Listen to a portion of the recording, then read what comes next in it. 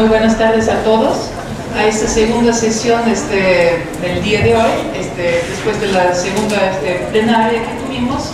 Agradezco su presencia y sin más voy a presentar nuestro primer ponente, el licenciado Jorge Cervantes Capistrán, que tiene estudios en el Conservatorio Nacional de Música de la Ciudad de México. Está en la Dante Alighieri, en la Ciudad de México, y nos va a hablar sobre el tema la música como estímulo en el aprendizaje de idiomas. Muchas gracias, buenas tardes. Iniciaré mi exposición con 3 piezas de distintos periodos de la historia y después haré un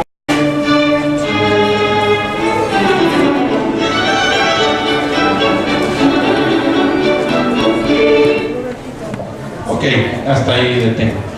Este fragmento del Dixit representa lo que nosotros en música llamamos música cíclica.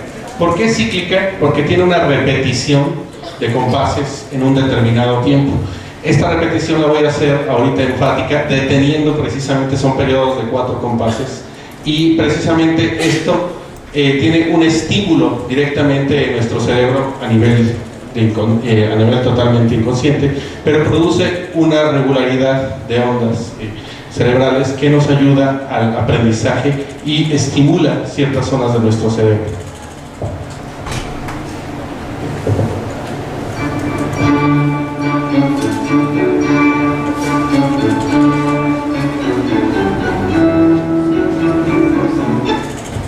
Ahí, si nosotros contamos estos primeros compases, son fragmentos de 4, lo que llamamos en música frases musicales. Repito, voy a contar con los dedos precisamente cada vez que termine un compás, y esto nos va a dar siempre periodos de 4.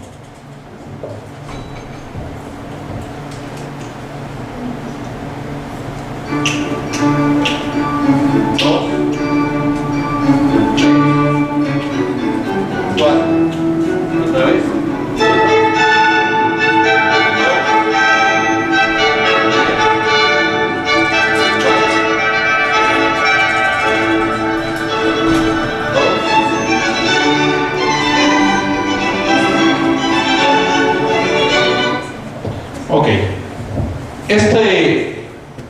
estos periodos musicales tienen una repercusión en nuestro cerebro. En el momento en que estamos aprendiendo cualquier actividad, siempre se ha tratado de relacionar, incluso en algunas teorías, la música con el aprendizaje de las lenguas extranjeras. Por algún tiempo se creyó incluso que había terapias como la música mozartiana o la música clásica, denominada del periodo clásico, que producía un efecto favorable en el aprendizaje. Esto en nuestras observaciones en algunos años han llevado a una serie de teorías muy distintas, y me parece muy interesante que la gente que en efecto tiene estudios musicales tiene ciertas facilidades desarrolladas para aprender los idiomas, sobre todo a nivel auditivo. ¿Por qué? Porque los idiomas normalmente tienen esa parte que nosotros, en un mundo donde ya es más visual que auditivo, vienen descuidadas y vienen cambiadas, y precisamente la gente que tiene estudios musicales, eso se ha detectado que tiene mucha facilidad en este tipo de aprendizaje. Este tipo de música clásica se denominaba así precisamente porque pertenecía al periodo clásico, pero estudios han corroborado que el tipo de música que le llamamos cíclica tiene una repercusión directa en nuestro aprendizaje. Por lo tanto, les voy a presentar un ejemplo de lo que es la música acíclica. La música acíclica es la que tiene medidas distintas y no es precisamente cuadrada, lo que nosotros denominamos cuadrado. Para dar este ejemplo, elegí una pieza formidable que es la Consagración de la Primavera de Igor Stravinsky, que tal vez muchos de ustedes la conozcan, y que tiene un efecto distinto de estimulación.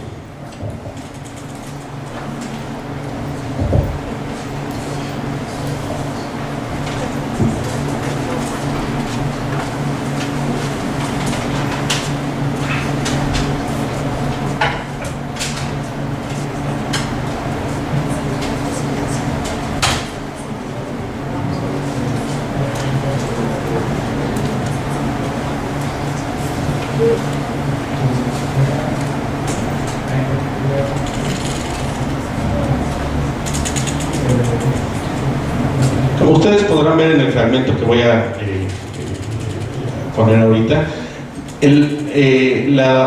lo cíclico de los compases no se va repitiendo, es distinto el tipo de medidas, tiene acentos en distintos lugares y eso produce también un efecto distinto en nuestra percepción.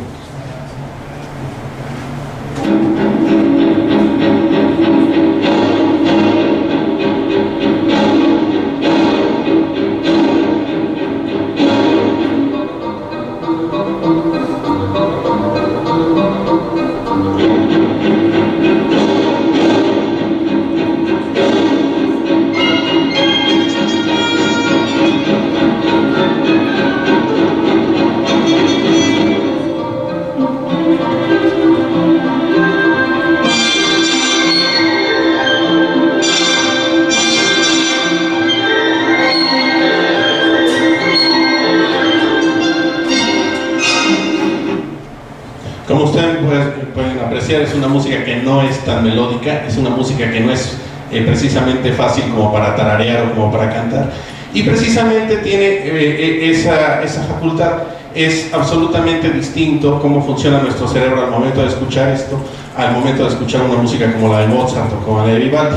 Asimismo, esto repercute mucho en los estímulos que se han dado en distintas teorías, y algunos estudios científicos han demostrado que las ondas cíclicas en la música, lo que llamamos periodos y frases, son muy estimulantes en el momento del aprendizaje de un idioma.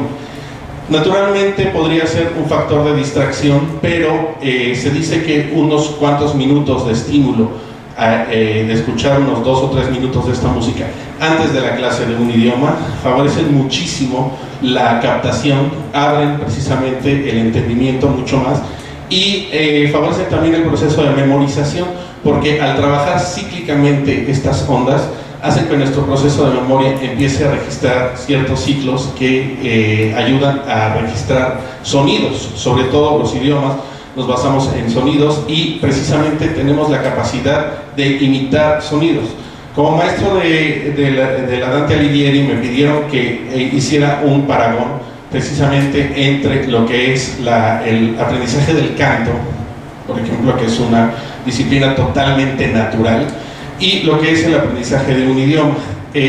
Nosotros, al trabajar con un grupo de alumnos que se dedican a cantar música coral, hemos notado que su estimulación al aprendizaje es muchísimo más alta que la del alumno estándar. Esto no quiere decir que el alumno estándar no pueda aprender o no tenga talentos, pero sí quiere decir que hay una repercusión directa en este tipo de ejercicios que se hacen. Ahora, el canto por sí es un canto que es una situación que se aprende por origen imitativo. El canto normalmente nosotros lo percibimos de cierta manera, escuchamos a una persona cantar e imitamos esa canción. Normalmente, si nosotros utilizamos ese proceso en el aprendizaje de un idioma, se da mucho más exponencialmente el aprendizaje de los sonidos y de las distintas alturas que manejan, y lo que llamamos en algunos idiomas, por ejemplo, melodía propia del idioma, que llega a ser muy clara en los alumnos, por ejemplo, que dominan distintos acentos del francés, del italiano, del alemán. Llega a ser la Sprachmelodie del alemán, por ejemplo, llega a ser sumamente clara. Los sonidos del francés, por ejemplo, los imitan perfectamente gente que normalmente ha estudiado música. Esto es simplemente una reflexión, porque hay muchísimas teorías encontradas. Algunos científicos se oponen absolutamente a esto, argumentando que la música y el idioma se aprenden en dos distintas regiones del cerebro, pero finalmente también se han encontrado conexiones a nivel sináptico que ayudan a favorecer todo este proceso imitativo, porque realmente el proceso del idioma es un proceso imitativo. Esto favorece también a la parte que es una de las más difíciles de cualquier estructura lingüística, que es la parte auditiva. Esto repercute directamente. ¿Por qué? Porque las ondas sonoras tienen precisamente esa facultad de ser cíclicas cuando las estimulamos a través de música que consideramos cíclica. ¿Cuál es la música cíclica? La música que está basada en periodos y frases de 4, 8 y 16. precisamente durante todo el periodo barroco, o sea, con compositores como Bach, Händel, Telemann, y el periodo clásico con compositores como Haydn, Mozart, hasta la música después del romanticismo, como Beethoven, todavía llevan este tipo de estructura que favorece muchísimo. Entonces, una de las sugerencias y una de las importantes de todo esto es precisamente que se dé un estímulo antes de una lección de idiomas mediante una pequeña descarga de 2 o 3 minutos para iniciar ese desarrollo antes de lo que es la clase, y después también favorece unos 2 o 3 minutos de este tipo de música para conservar el proceso de memorización. La relación de la memoria se verá ampliamente favorecida a través de estos estímulos. Por mi parte yo creo que es todo, y nada más quisiera agradecer estar acá. Muchas gracias.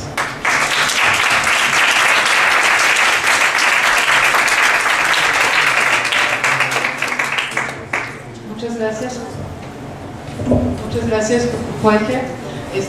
Procedemos con la segunda presentación de esta tarde, con el tema El cine en la clase de alemán, la emoción y la argumentación, a cargo de la licenciada María Guadalupe Martínez Castaneira, que es licenciada en Letras Modernas Alemanas de la Facultad de Filosofía y Letras de la UNAM.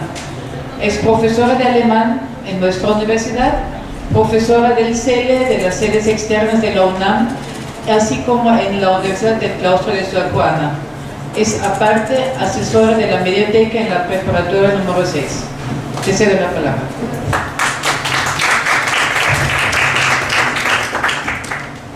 Buenas tardes, muchas gracias. ¿Sí me escuchan? Subo la subo. Inicialmente esto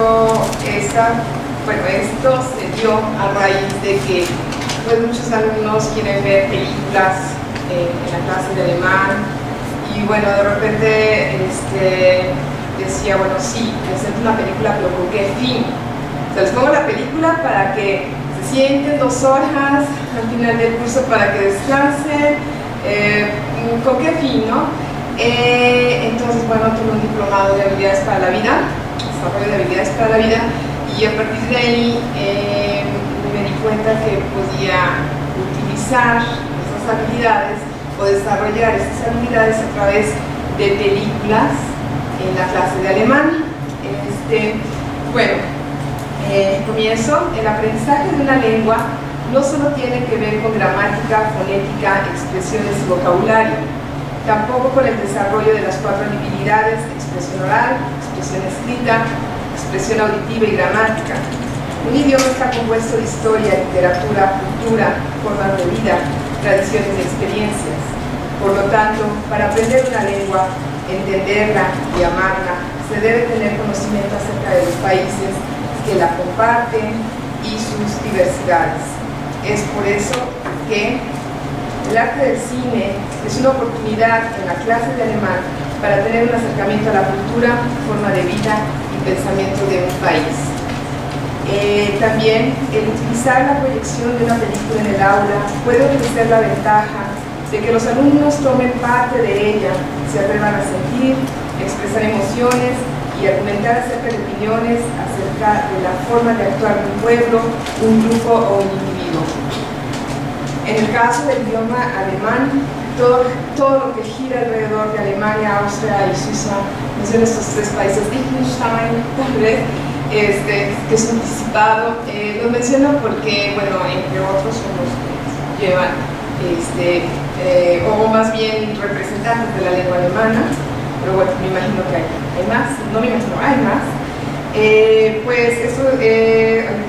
Y su controversial historia acerca de estos países, especialmente la historia por la que atravesó Alemania en el último siglo, se puede tratar dentro del tema del cine y experimentarse mediante una película.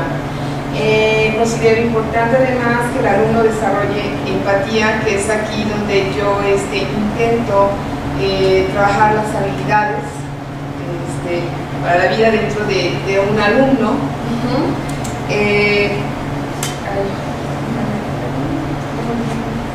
Desarrolla empatía con actividades argumentativas, comprensión auditiva, afirmaciones, anécdotas, citas e interrogantes, para que de esta forma se vuelva reflexivo y no crítico sus fundamentos, que sepa defender sus puntos de vista o reconocer que estaba en un error respecto a ellos. Con lo anterior también se pretende que el alumno desarrolle habilidades para la vida mediante actividades que le permitan poner en práctica estas habilidades. Por lo tanto, se trabaja con fragmentos de películas, o si el tiempo lo permite, se ve la película completa, en algunas ocasiones se deja de tarea en casa. Bueno, ahorita les voy a presentar más o menos el desarrollo de 3 de las películas que he elegido, bueno, que manejo en clase. Bueno, cabe mencionar que, como ya la doctora Litinga, trabajo para la Universidad del Claustro de Sor Juana, entonces trabajo para el Colegio de Psicología. Esto me ha dado un poco más de oportunidad con trabajo con películas, porque los chicos, bueno, ya puedo ponerles películas, no sé, un poco tal vez más fuertes, y entonces el proceso es mucho más fuerte, pero bueno, estoy hablando ya con personas que trabajan con psicología, porque hay veces que las tareas o las preguntas que yo planteo sí son así medio complicadas o de repente difíciles, ¿no? Que los dejan pensar. Yo recuerdo que en alguna ocasión yo vimos la película de Weiser Mose, que es La Rosa Blanca. No sé si ya la han visto, se la recomiendo. Entonces, bueno, una de las preguntas que yo les dejaba a los chicos es: ok, si vas a morir, ¿quién sería la última persona a la que quisieras ver antes de morir? Entonces, pues sí, o sea, de repente yo veía que los chicos porque les soltaba la pregunta, yo veía la película, nunca les digo, ni los preparo, o sea, ellos saben que va a haber una actividad, pero creen que es un resumen. Entonces tienen que ser algo reflexivo, pero aparte de eso, tienen que darme sus puntos de vista, sus sentimientos, expresarlos en alemán. Entonces de repente es así para ellos, bueno, en shock, de que de veras se quedan pensando: ¿a quién? ¿A mi mamá? No, a lo mejor no, ¿a quién? Entonces así como que los toco, y luego ahora pues en alemán, ¿no? Hay un autor que es, bueno, es un autor que es Michael Haneke. Últimamente bueno, ha tenido mucho éxito con su película Liebe, Amor. Pese a que esté en francés, yo se las pongo también a mis alumnos, debido a que, bueno, tienen que tener un acercamiento con Austria, él es austriaco. Y también una de las preguntas fuertes es: bueno, si tú estuvieras en el caso de la mamá de la persona que está ya en las últimas, ¿qué optarías por hacer? Eutanasia, estarías con ella, y si tú fueras al contrario, ¿qué le dirías a tus hijos? Que te maten, y si tú fueras la que lo hubiera matado, ¿cómo te sentirías? Entonces, ¿o por qué lo harías? Entonces son preguntas de repente muy difíciles, pero bueno, esto sí los trabajo en la Facultad de Psicología del Claustro de Sor Juana. Con los demás alumnos trabajo películas como Vitus, que es una película suiza,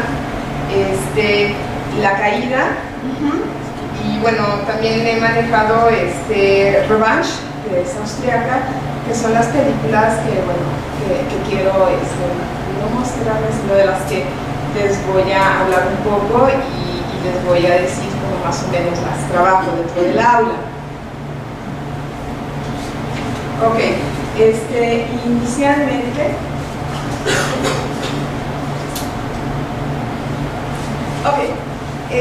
lo que yo hago es, bueno, dar un acercamiento al alumno a la película. Sí, bueno, un poco de historia. En este caso, voy a hablar, en este caso voy a hablar de un poquito de Untergang, que es La Caída, que bueno, esta película salió en el 2004, no sé si la vieron. Sí, bueno, entonces pues primero vemos un pequeño acercamiento acerca de, o sea, qué está pasando. Y ciertamente hay algunos que de repente me dicen: es que yo no sé por qué hubo la Segunda Guerra Mundial, por los reyes, y yo, pues entonces tengo que, así como que, es que creo que eran los reyes que se querían pelear, y Y entonces, sí, o sea, de repente me encuentro con eso y tengo que acercarlos un poquito. A ver, pues, ¿qué fue el nazismo, Hitler, etcétera? Porque ellos así como que andan extraviados. Y ya, después de que les doy un poquito del acercamiento histórico, bueno, ya viene un poco acerca de la introducción. En este caso, pues les hablo un poco del director, que es Oliver Hirschfeld, y del guión de Bernd Eichinger, y bueno, de los personajes, en este caso el personaje principal es Bruno Ganz. Muchos ya tienen un poquito de idea de Bruno Ganz porque tal vez lo vieron en El cielo bajo Berlín. Ajá. Y si no, de repente ya tienen una relación con el personaje cuando ven Vitus. Y bueno, esto también les causa una controversia porque están viendo a Bruno Ganz aquí en el papel de Hitler y de repente ven a Vitus, no sé si hayan visto Vitus, con el personaje de un abuelo muy lindo que prácticamente se roba toda la película. Entonces ellos también empiezan ahí como que a ver qué pasa con el personaje, ¿no? Y bueno, ahí ya desde ahí empieza el proceso y entonces ya los empiezo a manejar. Ya desde ahí voy viendo sus expresiones, qué opina, qué dice, para empezar a plantearle las preguntas. Bueno, como les mencionaba, les doy un acercamiento acerca de la película. Les digo que bueno, se trata de los últimos años de la Segunda Guerra Mundial, los últimos 2 días de la Segunda Guerra Mundial. Vemos un poco del nazismo, Hitler, ajá. Y también les hago un pequeño comentario, hacemos un pequeño comentario acerca de la película porque de Untergang es visto a través de los alemanes. Entonces, ¿qué tanta diferencia hay de las películas vistas a través de los ojos de los estadounidenses, que es lo que vemos Hollywood, ¿no? Entonces, bueno, ahí es donde empezamos con las diferencias. Lógico que aquí también entra la parte del idioma, no puede quedar a un lado. Hay una parte donde, bueno, ellos empiezan ya con sus justificaciones o a unir sus comentarios a través de frases de alemán. Y bueno, les doy vocabulario, ellos empiezan a comentar, a hablar. Y ya después, bueno, ya viene la parte donde quiero acercarlos un poco a lo que es la habilidad.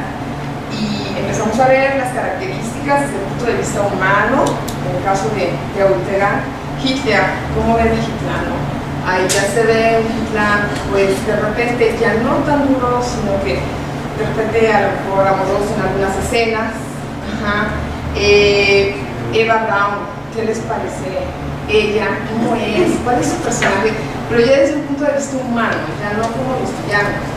Y no porque esté a favor, sino que trato de ubicar un poco. Vemos también, por ejemplo, aquí a la protagonista, que es Traut Junge, que es la secretaria, ¿no? A ver, la secretaria cómo entra en un principio. También vemos, por ejemplo, el personaje de Albert Speer, que es fiel amigo, o el fiel de Hitler, ¿no? Pero que en un momento no está de acuerdo en tanto de lo que ya está haciendo Hitler al final, y es el ministro de guerra. Entonces, bueno, ¿cómo lo ven a él? O sea, bajo el papel de qué se hace, o sea, qué es bueno, qué es malo, o a qué ser obligado, ¿no? Tiene que ser fiel tal vez. Y luego, bueno, ya empezamos con argumentaciones. Los chicos ya empiezan a dar sus puntos de vista, sus ideas, sus emociones, acuerdos, desacuerdos, entramos en debate, opiniones, conclusiones. De repente, bueno, les suelto la pregunta: ¿y tú matarías a tus hijos? Viendo, estando en ese momento, viendo que a lo mejor tú ya no tienes esperanza en tus hijos, ¿cuál va a ser el destino de tus hijos, no? Siendo hijo de un nazi. Entonces ellos ahí es cuando tienen que empezar a pensar un poco. ¿Traicionarías? Si tú ves que está ahí algo mal, o tú ves que, por ejemplo, pues no sé, a lo mejor Hitler estaba cometiendo algún error, tú eres su amigo, tú eres su fiel, ¿lo traicionarías? ¿Por qué? ¿O no? ¿O lo hubieras seguido? Entonces, bueno, ahí es donde empiezo a tratar de acercarnos un poco más a lo que es la humanización. Hay una parte de la película donde hay niños que pelean por el clan, ¿no? Entonces, bueno, o sea, y los niños matan y se mueren por él. O sea, ¿qué opinas de ellos? ¿Sí? O sea, se les puede enjuiciar, se les puede juzgar, o sea, ponte en el lugar de ellos. ¿Qué harías tú? ¿Tú qué hubieras hecho? Si bajo estas condiciones, como ellos estaban viendo, y de repente les llega un Hitler, y de repente, a lo mejor, les ayudaron con lo que tú hubieras hecho en ese momento. Y entonces ellos ya como que empiezan a tomar conciencia. Repito, no defiendo nada, sino que es un poco de lo que yo hago. Y bueno, pues ahí armamos un pequeño debate. Ya después... bueno, aquí son las pequeñas escenas de Internet. Vitus, no sé si hayan visto Vitus, y Revenge, que es las tres películas que había traído. Claro, en el caso de Revenge no lo pongo para niños menores, porque bueno, hay escenas un poquito más fuertes, todavía aguantan más tal vez la de la caída que ya las otras no, pero sí lo manejo muchas ocasiones con niños de psicología o también con alumnos que ya tienen. Siempre pregunto si son menores de edad para no meterlos en credencial de lectura en la mano antes de entrar a la película. Y bueno, en el caso de Vitus, igual el acercamiento, vemos un poquito acerca del director, que es Freddy Mura, el guión que también es de Freddy Mura, y bueno, aquí tenemos de nuevo al personaje que es Bruno Ganz. Y bueno, ahí es donde empieza, porque ni siquiera les digo nada, o sea, no les digo que es Bruno Ganz hasta que terminan de ver la película. Les digo, sí, ¿se acuerdan de Hitler, de Internet? Pues resulta que es el abuelo. O sea, no, va de por favor, no, porque se enamoran del abuelo. Realmente se enamoran del abuelo. Es una película que les recomiendo, se enamoran de él, así, se roba. Entonces ellos así como que de repente ya no pueden creer que sea la misma persona.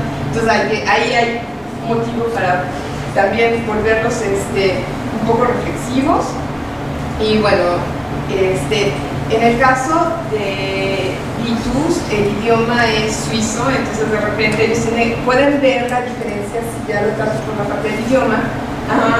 Bueno, a ver, ahí hay un dialecto, entienden algunas palabras, luego que inglés, y entonces ya empiezan a ver un poquito el alemán más alejado de lo que es Austria y Alemania, donde bueno, todavía se puede ver Hochdeutsch, de repente ya en Suiza ya se habla más dialecto. Entonces, bueno, ellos ya tienen acercamiento al dialecto.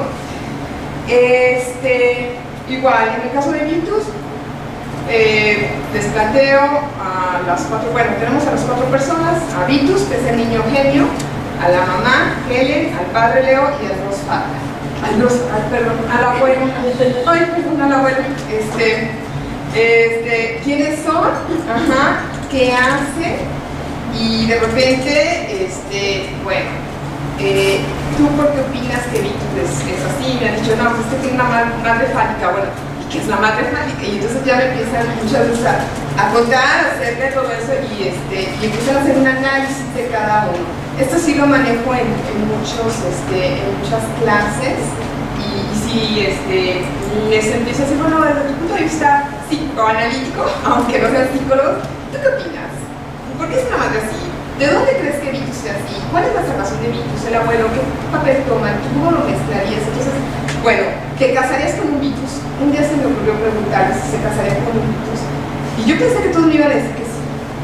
No, es un niño genio, así genio. Muchos me dijeron, no.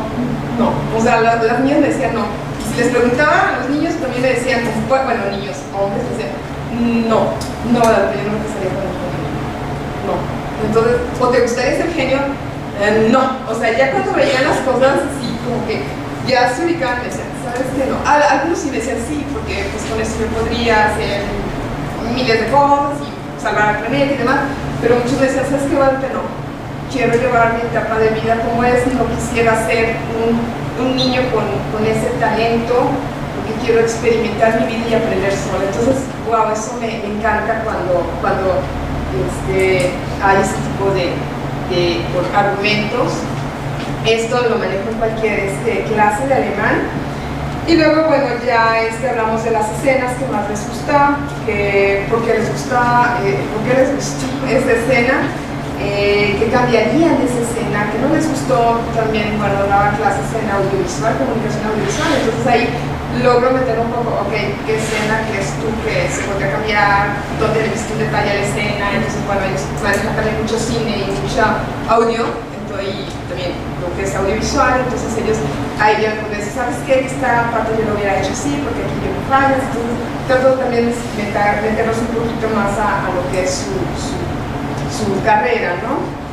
Y ya en la cuestión de Revanche, que es de 2008, que es una película austriaca, que es de Götze Spielmann. Aquí, bueno, también viene la ubicación. Y bueno, aquí ya vemos un tema a lo mejor más real. Trata de una prostituta, la quieren salvar, entonces se la recomiendo. Se la recomiendo. Pues muchísimas gracias, Lupita.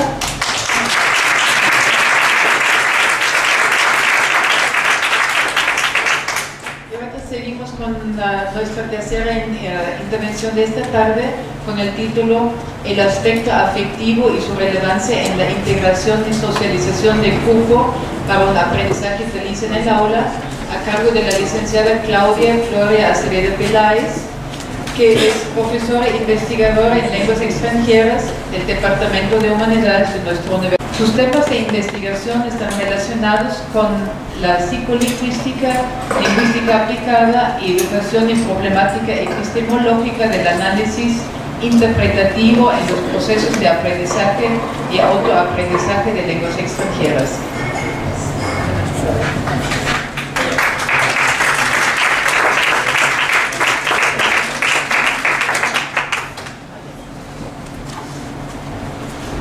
El enfoque que aquí le di fue un poquito también como preparar al estudiante, al aprendiente, al estudiante dentro de clase, del aula, pero con la idea de que él tenga menos angustia, menos problema en el centro de recursos, en lo que llamamos autonomía, que es uno de los problemas fuertes para los chicos. Bueno, entonces un poco como compactando sería el aprendizaje cooperativo como facilitador de aprendizaje semi-dirigido y autodirigido, y el aspecto afectivo y la relevancia que tiene junto con socialización de grupo para un aprendizaje menos angustiante o feliz, porque aprender una lengua extranjera es como si nos desnudaran psicológicamente. Son muchas cosas que yo en experiencia lo viví cuando yo tenía ya como unos, que te diré, 25 años dando clases. Se nos olvida de pronto, perdemos piso y nos volvemos muchas de las veces intransigentes. No recordamos cuando nosotros empezamos una clase extranjera. Yo dije, a ver, Claudita, si como duermes, como roncas duermes. Y entré a una clase de francés con un amigo queridísimo, excelentísimo maestro aquí, el doctor Flores. Y bueno, él no lo sabe, pero yo llevé un diario en el que yo estaba trabajando con mis propias experiencias, con cómo me iba sintiendo yo con la exposición de la lengua. Yo tengo que decirles que, bueno, la carrera mía es lingüística, especialidad inglés. Para eso tuve que dar un examen en francés, que no sé cómo lo pasé, soy honesta, porque yo tenía aversión al francés.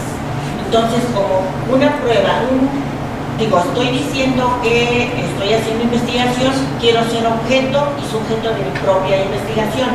Entonces entré a esta clase yo salía con mi cabeza y con mis pies arrastrando y decía, Madre Santísima, ¿qué es lo que estamos haciendo a veces los maestros con los chicos? Cuando somos intransigentes, ¿cuánto tiempo tenemos en todo esto, no? Y les exigimos a los muchachos y nos enojamos, y bueno, es parte de lo que me llevó entonces a trabajar con esta parte que para mí me parece muy importante, que es la afectiva, que es, yo creo que tenemos un poco olvidado o nos da mucho miedo porque, bueno, además no somos psicólogos, no tenemos que saber de esto, ¿no? Pero bueno, yo empecé a incursionar aquí, entonces hice un poquito,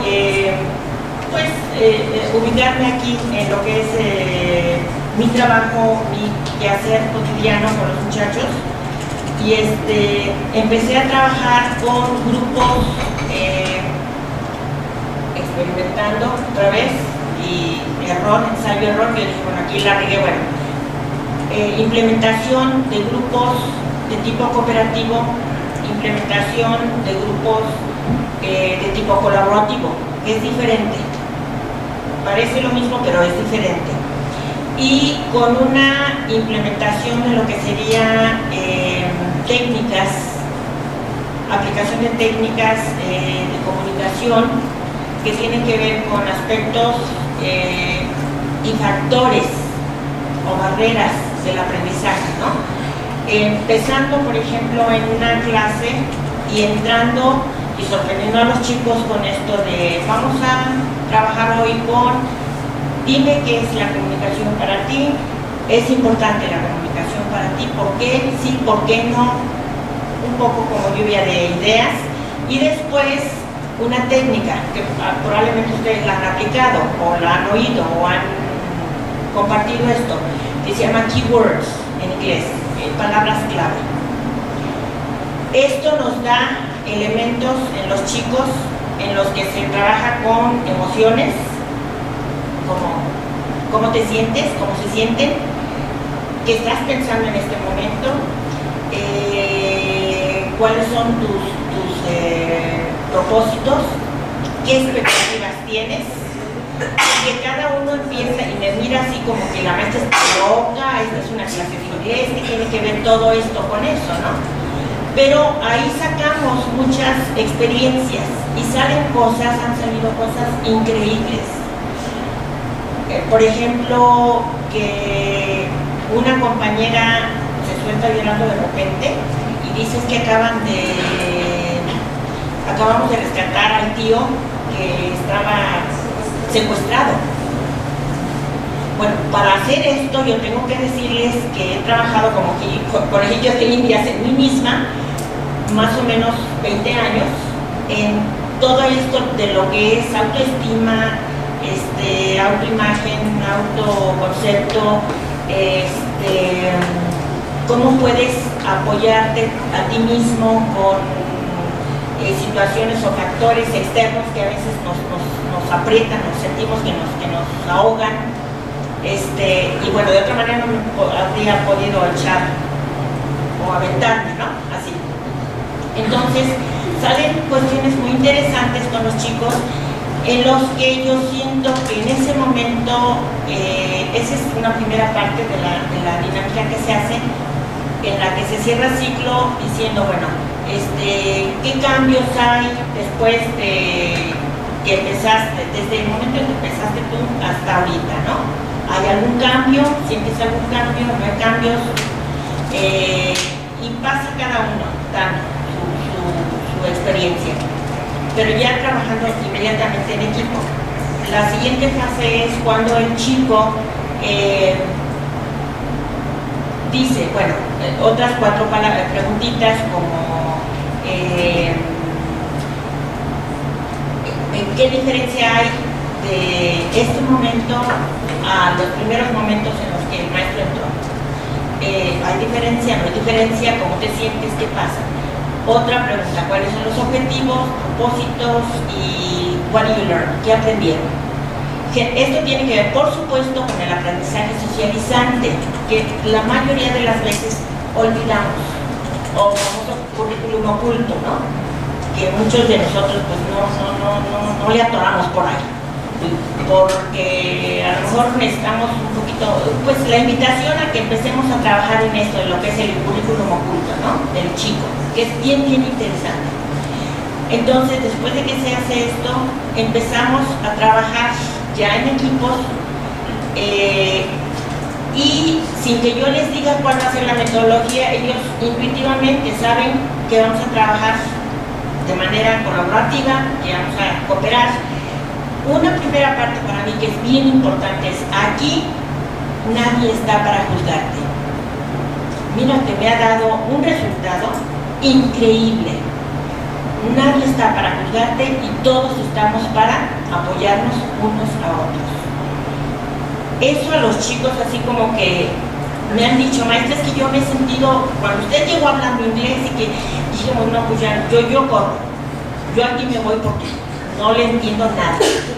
A propósito lo hago, a propósito, todo es tamaño. Después de hacer esto, entonces empezamos a trabajar y hay situaciones en el que yo, por ejemplo, aquí estamos dentro de lo que es el marco conceptual, el constructo para mí de autoestima es importantísimo, porque de ahí lo que yo creo que puedo, lo que podemos, no lo que puedo, lo que podemos construir los chicos y yo, y que ellos me enseñan mucho, es a valorarnos más, a saber que no obstante que yo tengo problemas con sonidos cortos, sonidos largos en inglés, por ejemplo, yo puedo hacerlo porque no están aquí para juzgarme. Entonces, quiero mostrarte rápidamente, de una manera muy gráfica,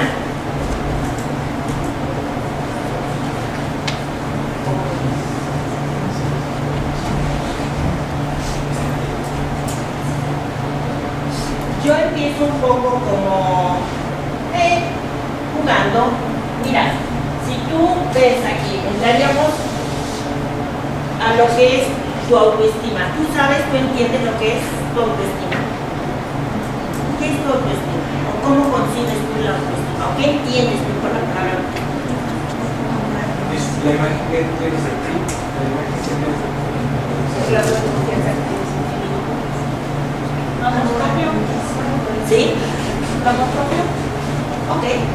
Ahora, una manera de cómo puedo yo decirles a ellos, y un tanto como compromiso, porque generalmente decimos yo, y lo imponemos, ¿no? Entonces hay que ver la manera de cómo los chicos toman compromiso de sí mismos y de su aprendizaje. El autoestima se los explico simple y sencillamente. Haz de cuenta que autoestima es como un cristalito, que cada vez que tú no cumples con lo que tú prometes, ¿qué pasa? Le das un rayón a la autoestima. Si tú dices, me voy a levantar temprano y no lo haces, todo esto es a nivel inconsciente, no es a nivel consciente. ¿Qué pasa? Tú dices que debe entregar tal tarea y no la entrego, pues lo que estás haciendo es dándole rayones constantes a tu autoestima. Y bueno, los chicos empiezan a angustiar y dicen, bueno, pues si es que yo estoy no cumpliendo, llego tarde, mi palabra no la doy y no la cumplo, y pues maestra, estamos amorados, pues sí y no, ¿verdad? Porque lo que sí puedes hacer es que de la misma forma como tú le das rayones a esta autoestima, de esta misma manera tú puedes limpiar. ¿Cómo? Así de sencillito, sin tanta cuestión de conceptualizaciones, ¿no? Simple. Y les explico, simplemente tienes que ir a trabajar con lo que llamamos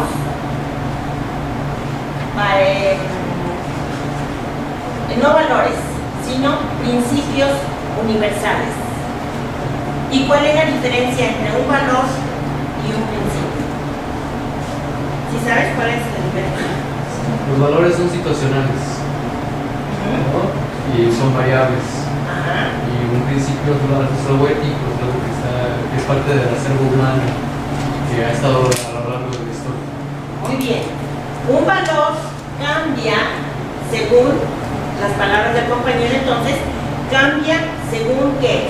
La época y según el lugar, el contexto, ¿no? No sé, la fidelidad, por ejemplo, ¿es un valor o es un principio? Es un valor. Es un valor. Sí, porque hay islas en las que una mujer y un hombre puede acostarse con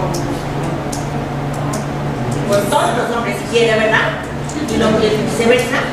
Y el concepto de fidelidad pues no existe, ¿no?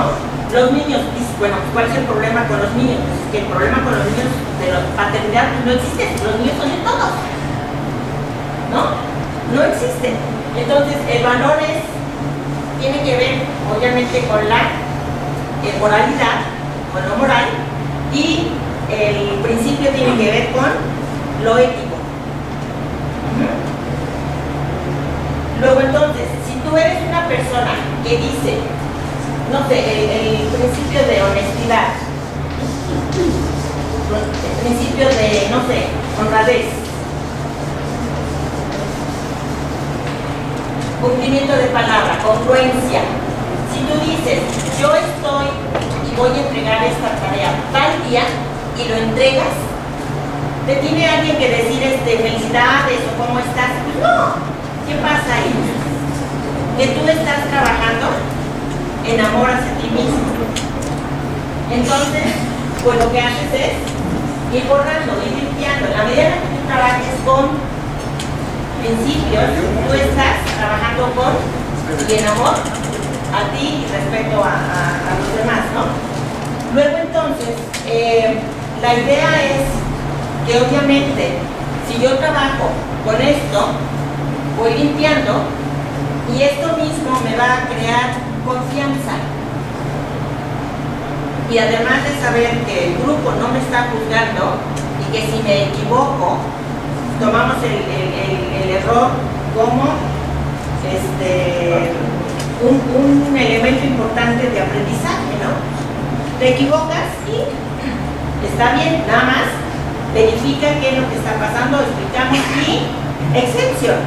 Es decir, sigue trabajando con esto y procura, ya que te das cuenta de esto, avanza, ¿no? Finalmente la idea y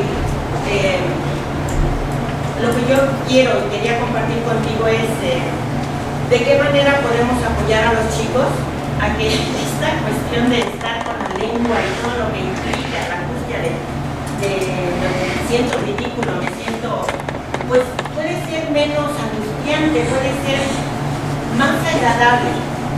Y lo que pasa con esto, que al crear confianza en el chico, es muy interesante porque los muchachos empezamos a reírnos de nuestros propios errores y empezamos a relajarnos. Y a la hora de que tú estás relajándote, por supuesto que esto que era una barrera, se convierte en algo que te puede ayudar y apoyar a no tener tanto sufrimiento. Muchísimas gracias.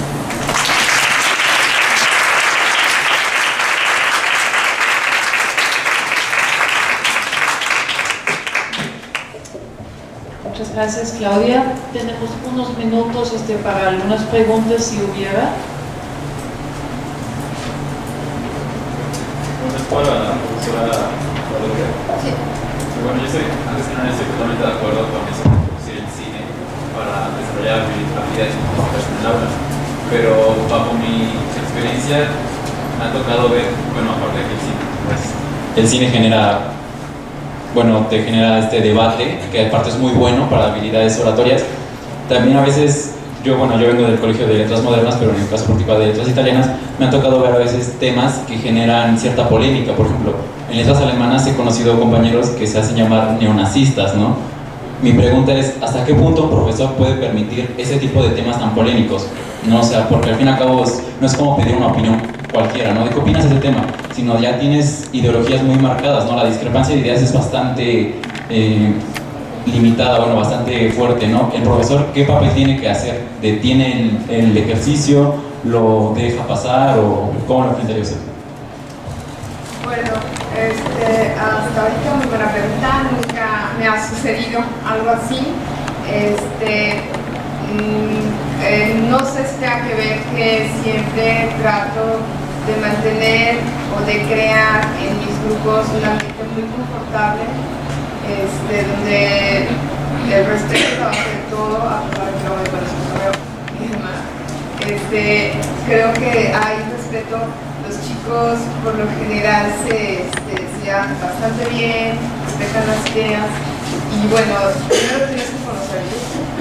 Yo de entrada no les voy a llegar con una película sin saber cuáles son sus puntos de vista, cómo son. Yo tengo que conocer al grupo y bueno, digo, igual y no podría presumir de conocerlos así tan profundamente, pero sí conozco a mis niños, entonces me doy cuenta de qué tipo de película yo les puedo poner. Si yo veo que los chicos, por algún, no sé, algún tema que venga en el libro respecto al racismo, el simple hecho de que lo ven en el libro empiezan por ese tipo de, pues no sé, a lo mejor de discrepancias, de que no están de acuerdo, o veo que, si veo que todos están acá contentos y cómodos, que no les interesa o que no saben ni siquiera si los dos reyes ganaron la Segunda Guerra Mundial, porque no sabían ni siquiera que existía el muro de Berlín de Topate.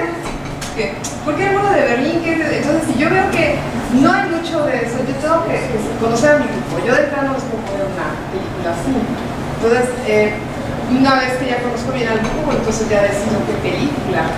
¿Sí? O sea, si, por ejemplo, si veo que los chicos nos llevamos bien, podemos hablar tranquilamente. Creo que yo creo un ambiente favorable. No soy la excelente maestra, pero siempre trato de que mis alumnos acá estén confortables, les llevo el dulcecito, no sé, siempre estoy viéndolos como mis hijos. Entonces, bueno,